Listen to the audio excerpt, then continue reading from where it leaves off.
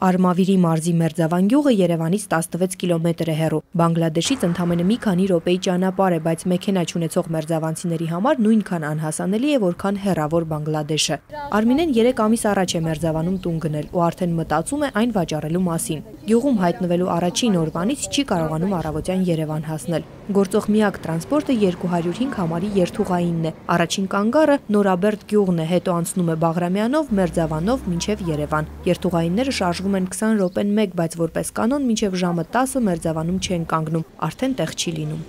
Կարծես մենք ապրելով Մերձավանում բլոկադացված ենք։ Տղաս ուսանողը առավոտյան 6-ին պետք է արթնանա, եթե 3 հատ մարշրուտկա անցկացնի, 4-րդը կարող է ինքը ինչ-որ մի փոքր ոտքի տեղ լինի, որ ինքը կարողանա սենց կանգնել։ Սարսափելի, ոնց որ ցգան կոնսերվա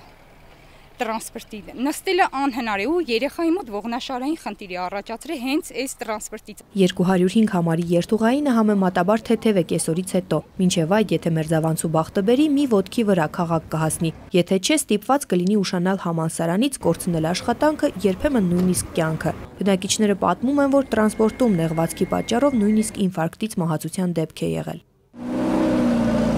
Երթուղայինի վարորդները խուսափում են տեսախցիկից, իսկ բնակիչները շարունակում են բողոքը։ Ուսանողները երբեմն ստիպված են քաղաքում տուն վարձել։ Դա ավելի մատչելի է, քան ամեն օր տաքսիով գնալ-գալը։ Երեկոյան ժամը 21-ից հետո ընդհանրապես մեքենա չի լինում։ Աշխատանքից մշտապես ուշացողներից ոմանք գերադասում են շատ ավելի ցածր աշխատավարձով գործ գտնել գյուղում, բայց դա էլ ոչ բոլորին է հաջողվում։ Ինչ անենք, պետք է գնանք քաղաք, որ մի կտոր հաց բերենք, տուն երեխեք ուտեն։ Ասում են ժամանակին այս գյուղերից քաղաք ավտոբուսներ էին գնում, բնակիչները դժգոհ չէին նստելու կամ գոնե մարդավարի կանգնելու տեղ միշտ լինում էր։ Մի քանի տարի առաջ, սակայն տրանսպորտի եւ կապի նախարարության հայտարարած մրցույթում հաղթեց 205 համարի երթուղու հայտը։ Հիմա ստիպված են քաղաք հասնելու այլընտրանքային ուղիներ գտնել։ Խնդրին հաջատեղյակ են նաեւ Մերձավանի գյուղապետարանում։ Գյուղապետը տեղում չէր, բայց մեզ ասացին, որ բազմիցս գրությամբ դիմել են կապի եւ տրանսպորտի նախարարություն։ Դեռ պատասխանի են սպասում։ Ցոլնե Միքայելյան, Հայարփի Միքայելյան, ժամ լրատվական։